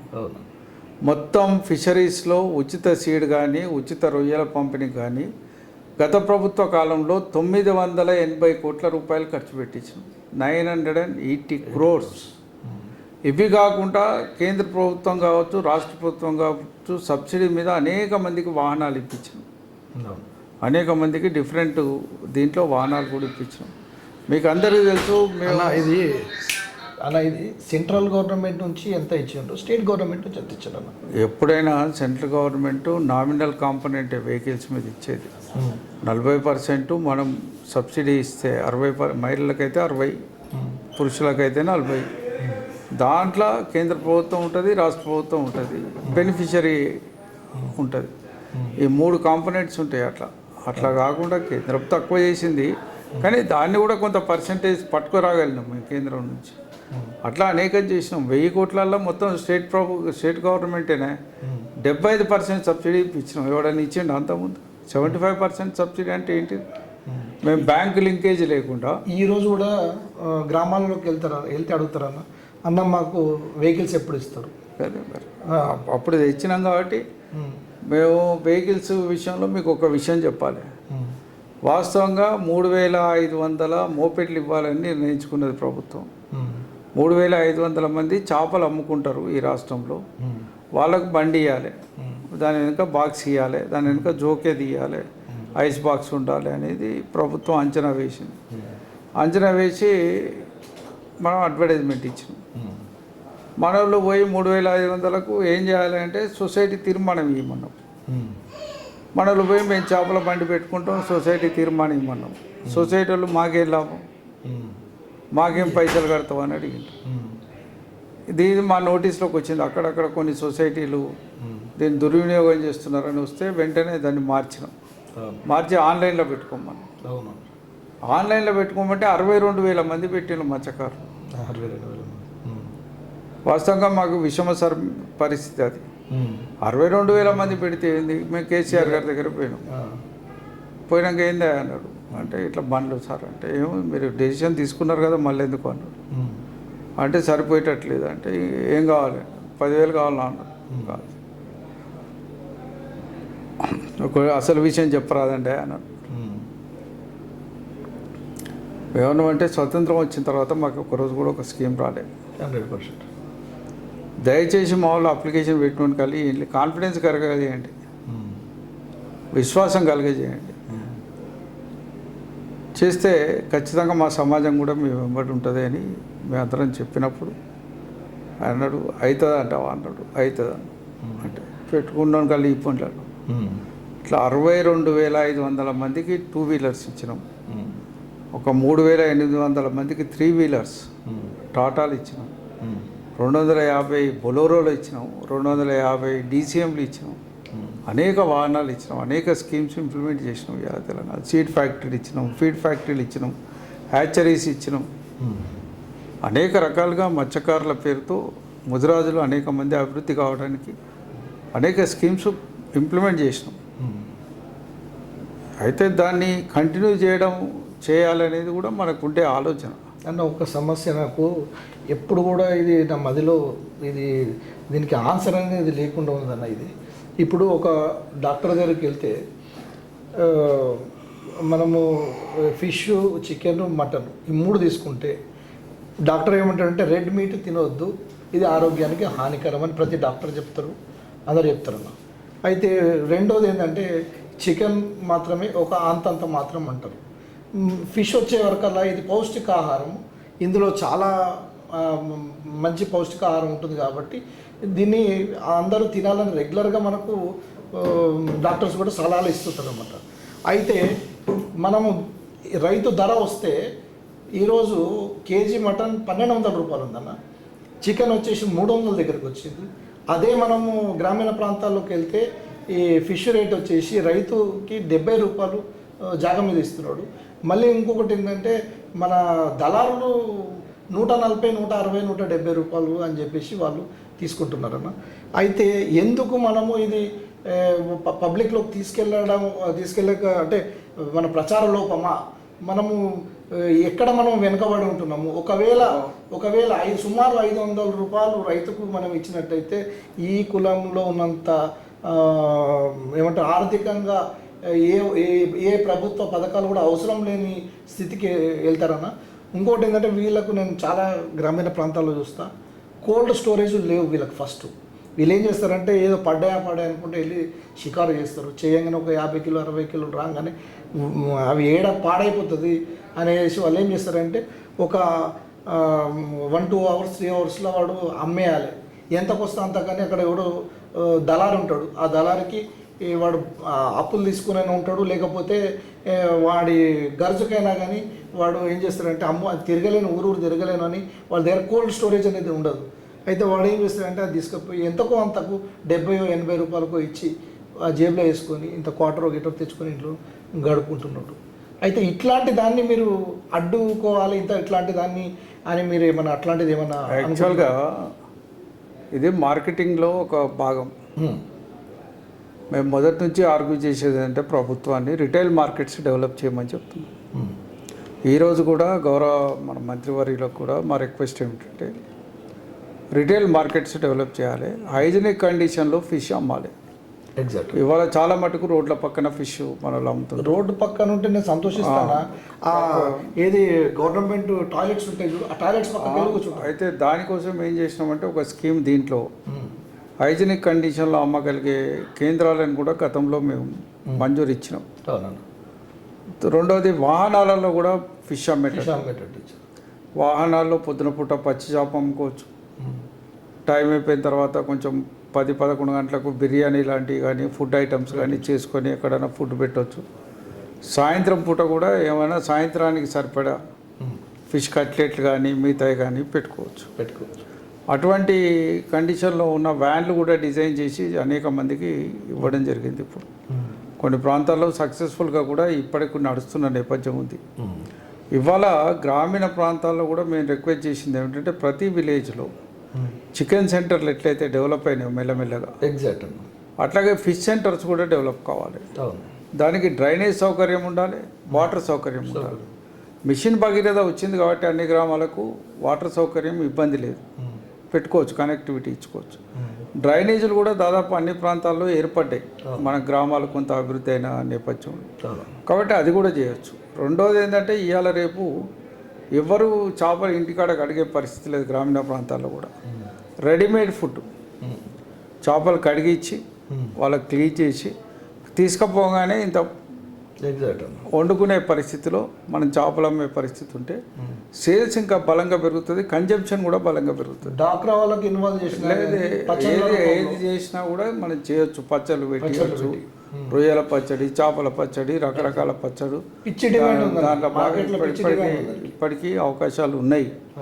దాన్ని కూడా మనం గౌరవ మంత్రి గారికి కూడా నేను ఇటీవల కాలంలో ఎంపెడ్ వాళ్ళు ఒక సదస్సు పెట్టిండ్రు, దాంట్లో కూడా మాట్లాడేటప్పుడు కూడా నేను ఇదే అంశాన్ని ప్రస్తావించిన.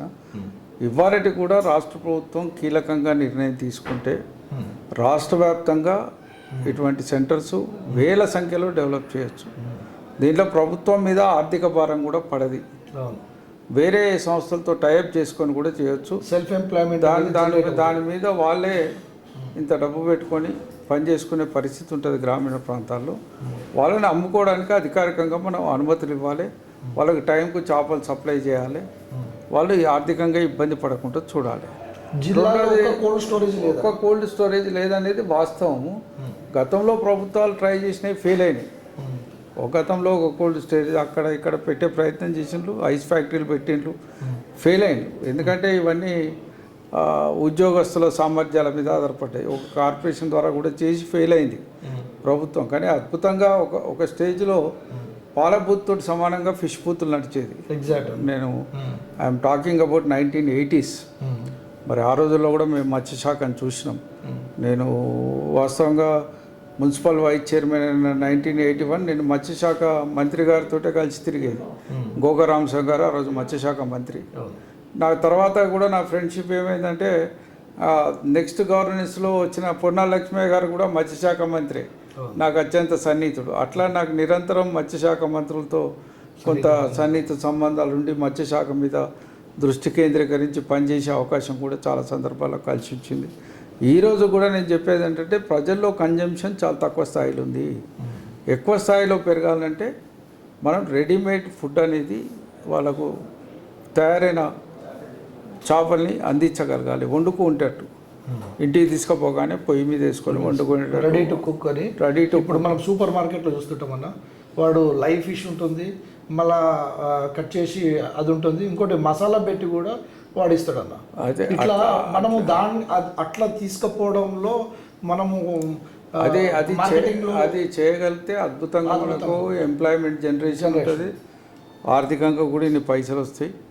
రెండోది కూడా కొన్ని ప్రాంతాల్లో మన దగ్గర ఏమైందంటే మనలో నీళ్లు తగ్గినప్పుడే చేపలు పడతారు. అదొక పొరపాటు. నా ఉద్దేశం ఏంటంటే చేపలు రోజు పట్టాలి, రోజు అమ్మాలి. మనలు సీజన్లోనే పడతారు. అంటే బ్రీడింగ్ అయ్యేటప్పుడు బ్రీడింగ్ టైం తప్ప బ్రీడింగ్ టైం వినాయించుకుంటే మిగతా టైంలలో రెగ్యులర్గా పట్టాలి చేపలు. అంటే లే అట్లా కాకుండా ఇలా ఇదివరకేమో అట్లా లేదు. ఇలా తెలంగాణ మొత్తం నీటి పరిస్థితి మెరుగైంది, కాలువలు వస్తున్నాయి, నీటి వనరులు పెరుగుతున్నాయి.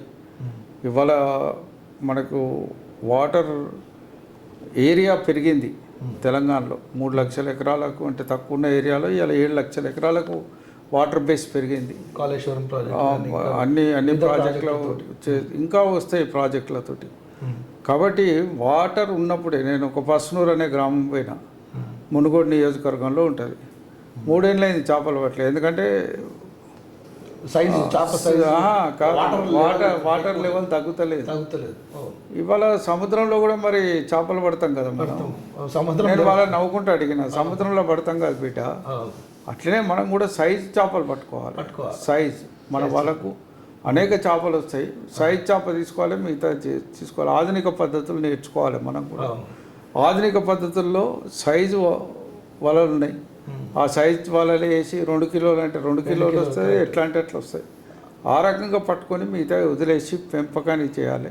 అట్లా రోజు మనం చేపలు పెట్టి రోజు అమ్మకం మొదలు పెడితే మాత్రం ఆర్థికంగా మంచిగా ఎదుగుతాం, ఫైనాన్షియల్గా కూడా బెనిఫిట్ అవుతుంది. ప్రభుత్వాలు ఆ కోణంలో కూడా ఆలోచించాల్సిన అవసరం ఉంది. ఇంకోటి మీరు ఏమేమి అమెండ్మెంట్స్ తీసుకొచ్చారన్న? ఇప్పుడు మన మత్స్యశాఖ సంఘాలల్లో ఇంతకుముందు గతంలో సర్పంచ్ ది రెజల్యూషన్ అనేది ఉండేది. అయితే మీరు వచ్చిన తర్వాత దాన్ని క్లోజ్ చేసి మీరు డైరెక్ట్ అంటే ఇప్పటికీ గ్రామాలలో తీర్మానం కావాలనేది అడుగుతారు మత్స్యశాఖ. చాలా సందర్భాల్లో మేము వదిలేయమని చెప్తున్నాం వాటిని. అంటే గ్రామ సభ కావాలనేది ఒక అట్లయితే సంఘాలు అడ్డుకున్నప్పటికీ కూడా మనం రికార్డు స్థాయిలో సంఘాలు చేయగలిగినాము. ఒక స్పెషల్ డ్రైవ్ పెట్టి ఏ గ్రామాలలో సంఘాలు లేవు అనేది ఐడెంటిఫై చేసి ఆ గ్రామాలకు సంఘాలను విస్తరించే ప్రయత్నం చేసినాం. అట్లా ఒక 1.5 year 2 years కాలం సీరియస్గా పనిచేస్తే ఒక్కొక్క జిల్లాలో 100 సంఘాలు అయినవి ఉన్నాయి, 150 సంఘాలు అయినవి ఉన్నాయి, అంటే 60-70 సంఘాలు వచ్చి 80 ఏళ్ళు 80 ఏళ్ళ నుంచి గత ప్రభుత్వాలన్నీ నిద్రపోయినట్టే కదన్నా. ఇప్పుడు వాస్తవంగా ఇవాళ కేంద్ర ప్రభుత్వ పాలసీ నేను 2024 తర్వాత కేంద్ర ప్రభుత్వ పాలసీ కూడా చెప్తా. రెండవది కార్పొరేషన్లో నిధులు లేక వేటుపడ్డది. మూడవది సొసైటీలు ఏర్పడకుండా ముదిరాజులకు అన్యాయమే జరుగుతుంది.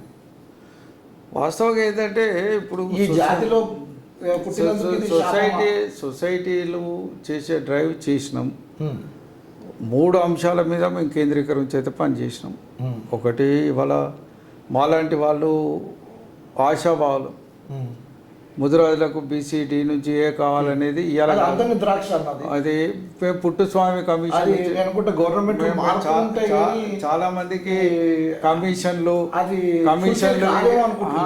మేము ఒక అనంతరం 80 సంవత్సరాలు చెప్తా వినండి నష్టపోయింది చెప్తా ఈ వినండి ముద్రాజ్ జాతి. చెప్తా వినండి. అనంతరామన్ కమిటీ మేము చిన్నవాళ్ళం, అవును. ఆ రోజు మాకు అవగాహన లేదు. ఉమ్, మురళీధర్ కమిషన్ దీని గురించి కాదు, అది సంఖ్య పెంచడానికి, రిజర్వేషన్ శాతం పెరగడానికి ఎన్టీఆర్ వేసుకున్నా. అది కొట్టుడు పోయింది, దాని మీద ఆశ లేదు. నేను చెప్తా విను అని అన్నాను. చెప్తా వినండి. తెలుగుదేశం వచ్చినప్పటి నుంచి నేను అడుగుతున్నాను. తెలుగుదేశం ప్రభుత్వం కాలంలో పుట్టుస్వామి కమిషను, అవును, కాంగ్రెస్ ప్రభుత్వంలో ధవళ సుబ్రహ్మణ్యం కమిషను 2 సార్లు, అవును. ఇవాళ ఈ ప్రభుత్వం వచ్చిన తర్వాత బిఎస్ రాములు కమిషను, వగలాభరణం కమిషను, ఇవాళ నిరంజన్ గారి కమిషను. ఏ కమిషన్ కూడా ముద్రాజులకు న్యాయం మేము ఈ కమిషన్లన్నీ ఉందట మా వాదనలు ఇంకా వినిపిస్తున్నాం. ఇంకా ఈ వాదన- కార్పొరేషన్ చుట్టే తిరుగుతారు. బీసీ కార్పొరేషన్ మన నాయకులు మంత్రులు బీసీ కార్పొరేషన్ కాదు, బీసీ బీసీ కమిషన్ చుట్టే తిరుగుతారు. కమిషన్ తోటే మాట్లాడుతున్నాము. ఉమ్, పదే మా వాదన వినిపిస్తున్నాం, రిప్రజెంటేషన్ చేస్తున్నాం. ఇలా హైకోర్టు నుంచి సుప్రీంకోర్టు మెట్లు ఎక్కినాం, అనేక సందర్భాల్లో సుప్రీంకోర్టు తలుపులు తట్టినాం, డైరెక్షన్ తీసుకొచ్చినాం. దురదృష్టం ఏంటంటే రాష్ట్ర ప్రభుత్వాలలో చలనం లేదు. అన్న ఒక్క విషయం అన్న, ఇప్పుడు మీరు వాకిటి శ్రీగారు అన్న, ఈటల రాజేందర్ అన్న, బొర్ర జ్ఞానేశ్వర్ అన్న, కాసాని జ్ఞానేశ్వర్ అన్న, మీరు 5-6 మంది సీఎం అపాయింట్మెంట్ తీసుకొని మీరు రిప్రజెంటేషన్ ఇచ్చి మేమంతా ఒకటి ఉన్నాం అని మీరు కామారెడ్డి డిక్లరేషన్ మాటను మీరు నిలబెట్టుకోవాలి అని చెప్పేసి మీరు ఒక్క డిమాండ్ చేస్తే ఈరోజు ఈ బీసీ-డి నుంచి ఏకి క్లైమాక్స్ పడుతుందని నేను అనుకుంటున్నాను. మీకేమైనా అభ్యంతరం ఉందన్న వాళ్ళల్లో కలవడానికి కానీ, జాతికి ఇది కావడం వల్ల కానీ మీకేమైనా ఇబ్బందులు ఏమైనా ఉన్నాయా? ఏం ఇబ్బంది లేదు.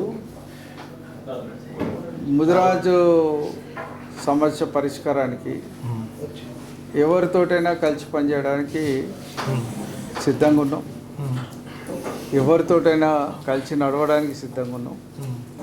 వాస్తవంగా ఇంతమంది నాయకులు ఒక్కతాటి మీద కలిసి మనం పోదామంటే అటువంటి ప్రతిపాదన నేనే మొదలు పెడుతున్నా. నేనే మీకు ఒక మాట చెప్తా.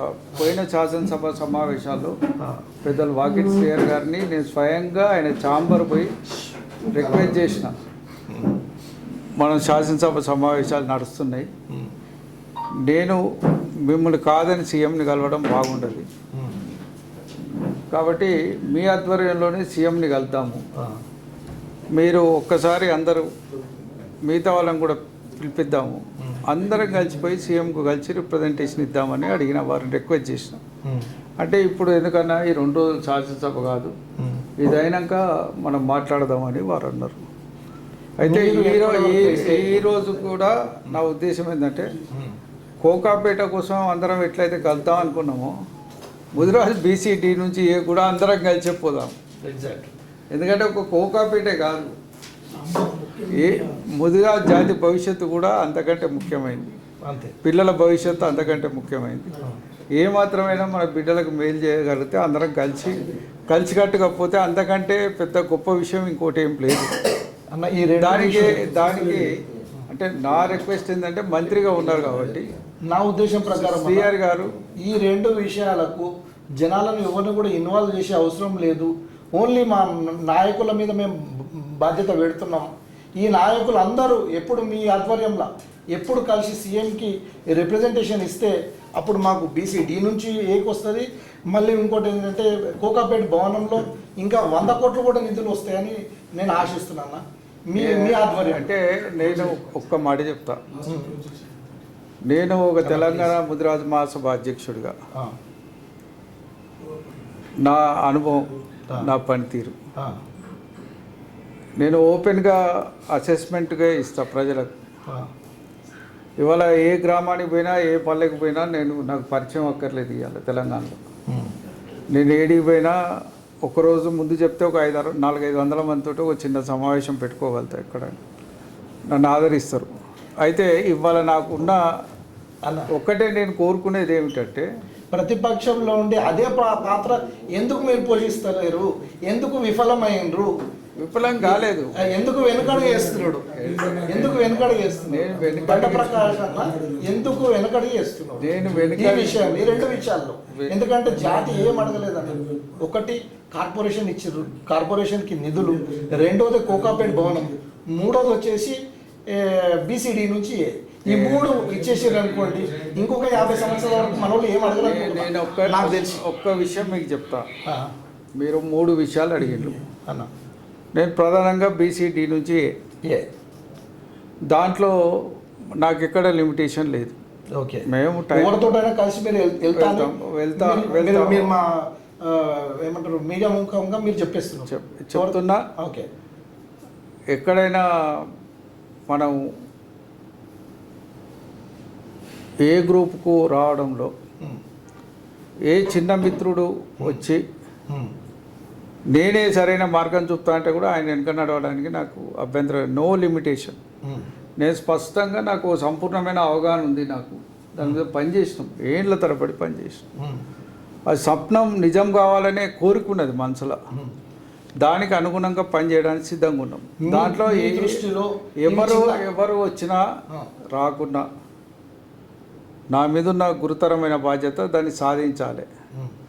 ఖచ్చితంగా ఈ ప్రభుత్వ కాలం ఎండయ్యే లోపల దాన్ని సాధించి తీరుతాం. దాన్ని ఖచ్చితంగా ప్రభుత్వం మీద తేవాల్సిన ఒత్తిడి తేవడానికి నేను అన్ని రకాల వ్యూహాలతో సిద్ధంగా ఉన్నాననే మాట కూడా చెప్తున్నా. దీంట్లో అందరినీ కలుపుకోపోవడానికి కూడా నేను ప్రయత్నం చేస్తాను. ఎవరికైనా లిమిటేషన్ ఉండి ఎవరైనా రాలేకపోతే వాళ్ళని పక్కకు పెట్టైనా నేను పనిచేస్తాను. వస్తే అందరినీ భుజాల మీద ఎత్తుకొని తీసుకుపోతా, వాళ్ళని ముందర పెట్టే నడిపిస్తా, వాళ్ళతో కలిసి పనిచేస్తా. That is number 1. Number 2, Kokapet. నేను మిత్రులకు అందరికీ రిక్వెస్ట్ చేసి చెప్తున్నా, తెలంగాణ ముదిరాజు మహాసభ ఒక విధానంతో పనిచేసి ఒక కోకాపేటే కాదు అనేక ప్రాంతాల్లో మేము స్థలాలు సేకరించినాం. దయచేసి రండి. ఒక కోకాపేట కాదు, మంత్రి గారి మీద, బీసీ ముదిరాజు కార్పొరేషన్ చైర్మన్ గారి మీద, నామినేటెడ్ పదవులు ఆశిస్తున్న మిత్రుల మీద గురుతరమైన బాధ్యత ఉంది. ఆ జిల్లాలకు కూడా నిధులు ఇప్పియండి, ఆ జిల్లాలో కూడా భవనాలు కట్టించండి. హైదరాబాద్లో పడవబడుతున్నాయి భవనాలు. ఇలా మెట్టుగడ్డలో 2 ఎకరాల స్థలం పైన ముదిరాజు భవనం ఉన్నది, కూలిపోయి శిథిలావస్థలు ఉన్నది. ఇలా 4 రోజులైతే ఎవడో తీసుకుపోయేటట్టున్నాడు ఆ భవనం, వేరే పరాయి వాళ్ళ హస్తగతమయ్యేటట్టున్నది. నారాయణగూడలో పోండి, మీరు గల్లీలో పోతే ముదిరాజు భవన స్థలం అని బోర్డు ఉంటుంది, ఇంత పెద్ద మట్టి తిప్పు ఉంటుంది అక్కడ. ఇవాళ ఇటువంటి అట్లాగే మీరు ముందట అదేది అడిగ్మేట్ గేట్ కాడికి పోతే ముదిరాజు భవనం అని ఒక పెట్టి ఉంటుంది, పైన రూమ్లకు స్లాబ్ వేసి ఉంటుంది, ఏముండదు, కన్స్ట్రక్షన్ ఉంటుంది. ఇట్లా అనేక ప్రాంతాల్లో అసంపూర్తిగా ఉన్న భవనాలు ఉన్నాయి, అనేక పల్లెల్లో అసంపూర్తిగా ఉన్న భవనాలు ఉన్నాయి. ఇవన్నీ ఒక 5 లక్షలు ఇస్తే కట్టి చేసుకుంటారు. ఇవాళ నేను ఇవాళ 8 కోట్ల రూపాయల నుంచి 9 కోట్ల రూపాయలు ముదిరాజు భవనాలకు ఇచ్చిన, నా నిధుల నుంచి ఇచ్చిన. నేను నాయకులందరినీ ఇవ్వమంటలేను. మీ దగ్గర ఎక్కడన్నా నిధుల అవకాశం ఉంటే మీరు దాతలుగా ముందుకు వస్తే, లేదా మీ కమిట్మెంట్ ఉంటే మీరు అవి చేయండి. నా ఎజెండా ఒకటే ఎజెండా, నాకు ముదిరాజు తప్ప ఇంకో ఎజెండా లేదు, నాకు వేరే ఎజెండా లేదు. నాకు నియోజకవర్గం లేదు, నియోజకవర్గంలో ఇతర ప్రజల్ని చూసేది లేదు. నా నియోజకవర్గం తెలంగాణ రాష్ట్రం. దాంతోపాటు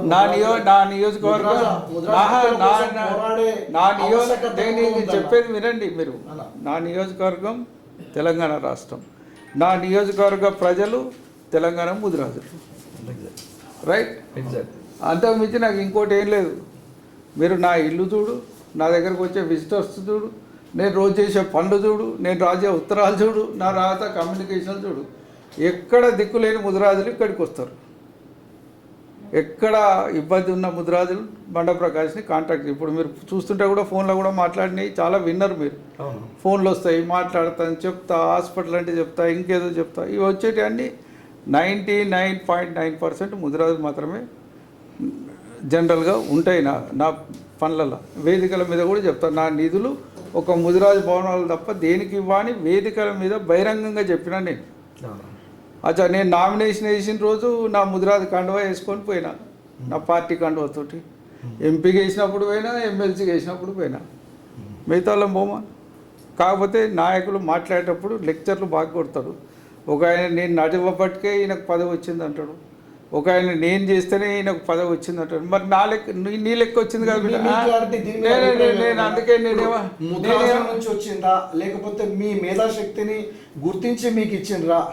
ఇది ఇది ఈ ప్రశ్న కూడా- ఈ ప్రశ్న కూడా- మీకు ఇంకో విషయం చెప్తా వినండి. ఎవరికి టికెట్ వచ్చినా మనిషి ఎదిగిన నైజం బట్టి వస్తుంది. అల్టిమేట్గా వానికి అలాట్ అయ్యేది కులం కోటనే. ఈటల రాజేంద్ర గారు మంత్రి అయ్యిండు, లాస్ట్కి ఏం రాస్తారా? ముదిరాజు మంత్రి అని రాస్తారు బ్రాకెట్లో. కులం రాస్తారా? రాయరా? రాజేంద్ర అని ఒప్పుకోడు, నేను ఉద్యమకారుని, ఉద్యమం చేయబట్టే వచ్చింది అంటాడు. కానీ లాస్ట్ వాడు ఏం రాస్తాడా? యాదవుల నుంచి శ్రీనివాస్ యాదవ్, ముదిరాజుల నుంచి ఇవాళ బండా ప్రకాష్, బండా ప్రకాష్ 50 ఏండ్ల ఉద్యమ చరిత్ర నుంచి వచ్చినోడు. మీకు ఇవాళ చెప్పిన 69 ఉద్యమం నాది. 69 అంటే ఏడు లెక్కేసుకో, 50 ఏళ్ళు కూడా దాటి వచ్చింది నా అనుభవం. ఐఆమ్ బిహైండ్ 50 ఇయర్స్ పాలిటిక్స్లో ఇవాళ ఉన్నవాడిని. దాదాపు 50 ఏండ్ల పైగా నేను ఉద్యమాలలో ఉన్నా. నేను కాంగ్రెస్ పార్టీలో మేనిఫెస్టో కమిటీ సభ్యుడిగా పనిచేసిన 3 టర్మ్స్. కాంగ్రెస్ పార్టీలో క్రియాశీలకంగా పనిచేసిన. రాజీనామా చేసి వచ్చిన రోజు కూడా నేను క్రమశిక్షణ కమిటీ సభ్యుడిగా ఉన్నా. కాబట్టి నాకు డిజిగ్నేషన్లు, హోదాలు. మీకు ఒక విషయం చెప్పిన నీకు ఒక మాట చెప్తా. టీఆర్ఎస్ గవర్నమెంట్ ఉన్నది, మీరు కాంగ్రెస్ లో ఉన్నారు. అయితే టీఆర్ఎస్లో కూడా మీకు ఇంకో విషయం కూడా చెప్తా. టీఆర్ఎస్లో నాకు సభ్యత్వం లేదు. టీఆర్ఎస్లో నేనేం కాదు, పిలిస్తే జనరల్ సెక్రటరీ అయినా, తర్వాత రాజ్యసభ సభ్యుడైనా. మేము కూడా పలుమార్లు మీకు రాజీనామా కాంగ్రెస్కి ఇచ్చి టీఆర్ఎస్లో రావాలని చెప్పి మేము పలుమార్లు. నేను ఎన్నడూ పోలేదు. ఇవాళ కూడా నా ఆలోచన అదే. ఇవాళ కూడా నన్ను అడిగేటోళ్ళు ఉన్నారు, నీది పాత ఇల్లు కాంగ్రెసే కదా, కాంగ్రెస్ వాళ్ళంతా నీ ఫ్రెండ్స్ కదా, నువ్వు ఎందుకు వాళ్ళు ఎక్కుపోవని. మీరు మీ ఇంట్లోనే ఉండాలని మేము కోరుకుంటున్నాం. మేము ఎన్నడూ కూడా ఒక నైతిక విలువలకు కట్టుబడి రాజకీయాలు చేయడానికి అలవాటు పడ్డాం. కాబట్టి కొన్ని నైతిక విలువలకు కట్టుబడి రాజకీయాల్లో ఉంటాం. దయచేసి నా రిక్వెస్ట్ ఏమిటంటే, మీరు అడిగిన 3 ప్రశ్నల్లో నెంబర్ 1 BCD నుంచి A, I'm ready to work with anybody, I will lead the programme. Definitely we will get BCD to A before end of this governance. ఆ లోపట్నే దాన్ని సాధిస్తాం. ఎండ్ ఆఫ్ దిస్ గవర్నమెంట్ అన్న, ఎండ్ ఆఫ్ దిస్ ఇయర్ ఖచ్చితంగా పోరాటం చేస్తాం. మీరు అన్నారు కోకాపేట అన్నారు. నేను ఏం చెప్తున్నా అంటే, కోకాపేటతో పాటు రాష్ట్ర వ్యాప్తంగా ఎక్కడెక్కడైతే భవనాలకు కేటాయించిందో వాటి మీద బాధ్యత తీసుకోండి. దయచేసి రాష్ట్ర వ్యాప్తంగా కమిటీ వేస్తే మీరు రండి. గౌరవ మంత్రి గారిని కానీ అధికారంలో ఉన్న వాళ్ళు దానికి నిధులు ఇప్పియండి శాసనసభ్యులతో. నేను ఇప్పుడు చెప్పిన కదా, మా మనోహర్ గారు 50 లక్షలు ఇచ్చి తాండూరులో పెడితే నేను ఫోన్ చేసి ఆయనకు ధన్యవాదాలు చెప్పిన. ఆయన కాంగ్రెస్ పార్టీ కావచ్చు, నా మిత్రుడు ఆయన. ఇవాళ రామ్మోహన్ రెడ్డి గారు కూడా పరిగిలా ఇస్తే ఆయనకు కూడా ధన్యవాదాలు చెప్తాను. నేను సభాముఖంగా చెప్తా, పేపర్ ముఖంగా చెప్తా, పత్రికలకు కూడా చెప్తా. బికాజ్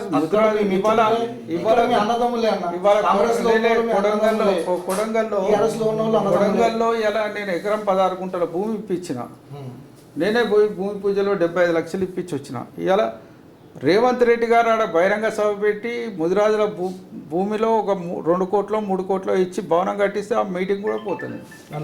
నాకు ఎక్కడ లిమిటేషన్ లేదు. ముదిరాజుల కోసం ఎవరు పని చేసినా, ఎవరు బాధ్యత తీసుకున్నా దాన్ని వెంబడి పని చేయడానికి సిద్ధంగా ఉన్నా. కానీ మిగతా వాళ్ళకు కూడా నా రిక్వెస్ట్ ఏంటంటే, కోకాపేట అనేది ఒక విలువైన ఆస్తి, దాన్ని కాపాడుకుంటాం, దాన్ని నిర్మాణం చేస్తాం. అదేవిధంగా రాష్ట్ర వ్యాప్తంగా ముదిరాజు భవనాల కోసం కూడా మీరు అంతే శ్రద్ధ వహించాలి.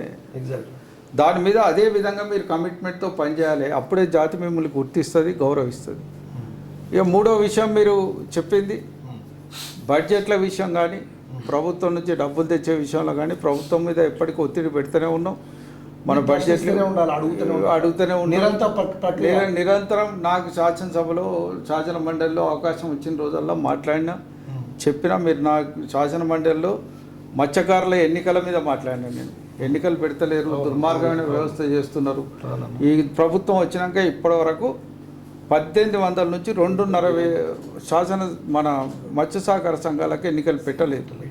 మేము 4 సార్లు కంటెంప్ట్ ఆఫ్ ది కోర్టు వేస్తే హైకోర్టు కూడా ఇచ్చింది. ఇప్పుడు హైకోర్టు ఆదేశాలు ఇస్తే ఇవాళ మెల్లమెల్లగా ఎన్నికలు పెట్టినారు. ఇవాళ జిల్లా ఎన్నికలు మేము పెట్టిస్తే వాటిని పెట్టకుండా ఆపేండ్రు. చివరికి 8-9 మందిని మేము ప్రొటెక్ట్ చేసుకోగలుగుతున్నాము. మిగతా వాళ్ళందరినీ నామినేట్లు వేస్తున్నారు. రాష్ట్రానికి మత్స్య సహకార ఫెడరేషన్కు ఎన్నికలు పెట్టమనంటే ప్రభుత్వం పోయినసారి మార్చిలో ఎవరిని అపాయింట్ చేసే ఉద్దేశం లేదని అఫిడవిట్ వేసి 7వ నెల నుంచి అపాయింట్ చేసినామని మార్చి నెలనే ఆర్డర్ ఇచ్చి మరి తప్పులు చేసింది ప్రభుత్వం. మళ్ళీ ఒక కంటెంప్ట్ వేయడానికి మేము సిద్ధంగా ఉన్నాం. ఇవాళ అవసరమైతే ఎన్నికలు పెట్టేదాకా వదిలిపెట్టాం. ఫెడరేషన్ మాత్రం ఏ రోజు ఎన్నికలు పెట్టినా ఒక ముదిరాజు బిడ్డను దానికి చైర్మన్ చేసే బాధ్యత నేను తీసుకుంటాను. వాడు కాంగ్రెస్లో నుండి టీఆర్ఎస్లో నుండి ఒక ముదిరాజు బిడ్డ అయితే చైర్మన్ అవుతాడు. దానికి గుర్తుపెట్టుకోండి. దానికి నేను సీరియస్గా పనిచేస్తున్నా. I'm working on that project. అన్న ఇంకొకటి ఏంటంటే ఇప్పుడు 3 సమస్యలు ఏవైతే చెప్పినామో ఇది ఒక కుటుంబ సమస్య. ఏంటంటే మనం అందరము వివిధ పార్టీలో ఉండొచ్చు. మీ కుటుంబ సభ్యులు, మన కుటుంబ సభ్యులు అందరు కలిసి సీఎంకి రిప్రజెంటేషన్ ఇచ్చినప్పుడే ఈ 3 సమస్యలు అతి త్వరలో సాల్వ్ అవుతాయని చెప్పి నేను ఆశిస్తున్నాను. ఇంత అవకాశం ఇచ్చిన బండ ప్రకాష్ అన్నకు ధన్యవాదాలు చెప్తే అన్నగారు ఇంకా స్పీడప్ కావాలి, ఇంకా ఉన్నతమైన స్టేజ్కు పోవాలని చెప్పి నేను నిండు మనసుతో కోరుకుంటున్నాను. అన్న ఏమైనా తప్పులు ఉంటే క్షమించాలి. అదేం మనసు ఏమైనా నొప్పించుంటే క్షమించాలి. చిన్న తమ్ముడు అని క్షమించాలి. మాకు ఇంత అవకాశం ఇచ్చి విలువైన టైం మాకు ఇచ్చి ఈరోజు మాతో గడిపేందుకు మాకు భోజన ఆతిథ్యం ఇచ్చినందుకు మేము ఎంతో ముదిరాజు మీరు జర్నలిస్ట్ మిత్రులందరూ కూడా వచ్చి మాట్లాడినందుకు. ఇప్పుడు ఎవరితోటి మాట్లాడినా మనసు విప్పే మాట్లాడతాం. మీతోటి అయితే ఇంకా ఓపెన్గా మీ దగ్గర నుంచి ప్రశ్నలు సంధిస్తే ఇంకా ఓపెన్గా చెప్పే అవకాశాలు ఇంకెక్కువ వస్తాయి. చాలా సందర్భాల్లో నేను మాట్లాడిన వాళ్ళు మాకు ప్రశ్నలు వేయకపోవచ్చు, మేము చెప్పింది వినేపోతారు కావచ్చు. కానీ మీరు క్రిటిక్గా మాట్లాడినా మేము బాధపడేది లేదు. ఎందుకంటే మేము ఓపెన్ దీనిలో ఉన్నాం. ఖచ్చితంగా ఒకవేళ మేము పొరపాటు జరిగితే దిద్దుకునే ప్రయత్నం చేస్తాం. అదే జాతి ప్రయోజనం కోసం మళ్ళీ సరైన మార్గంలో నడిపించే ప్రయత్నం చేస్తాం. ఎందుకంటే మమ్మల్ని నమ్ముకొని అనేక మంది బిడ్డలు పనిచేస్తున్నారు. ఇవాళ తెలంగాణ ముదిరాజు మహాసభ ఏర్పడ్డ రోజు ఒక చేపలు పట్టడానికి వాళ్ళ ఊళ్ళో చేపలు పట్టడానికి ఇబ్బంది పడ్డ మిత్రుడు ఇలా మాకు జిల్లా అధ్యక్షుడు అయిండు. అంటే మీకు చెప్తున్నా, వందలాది మందిని లీడర్లుగా తీసిన గంట ఇలా ముదిరాజు మహాసభ తప్పింది. నాకు 100 మంది నాయకులు ఉన్నారు నాకు జిల్లాలలో. అటువంటి నాయకులు గతంలో వాళ్ళు ఎప్పుడు నాయకులు కాదు. ముదిరాజు మహాసభ పేరు పెట్టుకున్నాక ముదిరాజు పేరు వాళ్ళ నోట్లో వచ్చిన తర్వాత జై ముదిరాజు అన్నాక నాయకుడు అయ్యాడు. నేను ఆ జై ముదిరాజు అనే ఆలోచనకు వాళ్ళు ఇంకా ఎక్కువ సంఖ్యలో రావాలి, ఎక్కువ మంది నాయకులు తయారు కావాలి, గ్రామీణ సమస్యలు పరిష్కారం కావాలి, దానికి అందరం కలిసికట్టుగా పనిచేయాలి. దాంట్లో మీ అందరి సహకారం కావాలని చెప్పి కూడా మనస్ఫూర్తిగా కోరుకుంటూ ఇంత టైం గడిపినందుకు ధన్యవాదాలు కూడా తెలియజేసుకుంటూ సెలవు తీసుకుంటున్నా. జై ముదిరాజ్. జై ముదిరాజ్. ఈ వీడియో కనుక మీకు నచ్చినట్లయితే లైక్ చేయండి, సబ్స్క్రైబ్ చేయండి, షేర్ చేయండి, గంట సింబల్పై క్లిక్ చేయండి.